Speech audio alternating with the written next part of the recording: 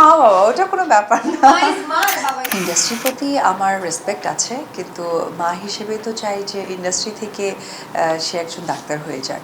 কিন্তু এখন অনেকটা বুঝতে শিখেছে, এখন আসলে সে কোন সাইডে পড়াশোনা করবে বা কীভাবে এগোবে ওই রকম না। সামটাইম সে ইঞ্জিনিয়ার হতে চায়, সে অনেক কিছু খুলিয়ে টুলে আবার ওটাকে অ্যাটাচমেন্ট করে খোলা অবস্থায় দেখি জিনিসটা চলছে। হ্যাঁ, আর্ট করে এবং পাশাপাশি আমাকে বেশ কিছু এখন বাজারে কিনতে পাওয়া যায় ম্যাগনেটিক জিনিসগুলো, যেটাকে তৈরি করতে হয়, এলোমেলো থাকে, হ্যাঁ, সেটাকে ওরা লাইট জ্বালাচ্ছে, অনেক কিছু করে। তো আসলে বুঝে উঠতে পারছি না, তবে মা হয়ে এটুকুই বলবো যে আমার মার ইচ্ছেটা আমার সন্তানের মাধ্যমে যেন পূরণ করতে পারি। ওকে ডাক্তার হওয়ার জন্য চিন্তা করেছিলাম। হ্যাঁ, একদম ঠিক। সেটা আসলে আমি চাই, আমার মা যেহেতু পৃথিবীতে নেই, সো মার ইচ্ছাটাকে বেশি প্রাধান্য দেওয়ার চেষ্টা করব। তার ভিতরে আমি কখনোই মা বা তার বাবা যে জনপ্রিয় একজন মানুষ, এটা সে ফিল করে না। মানে এটা মা বাবা, ওটা কোনো ব্যাপার না। বাবা ইজ বাবা, হ্যাঁ।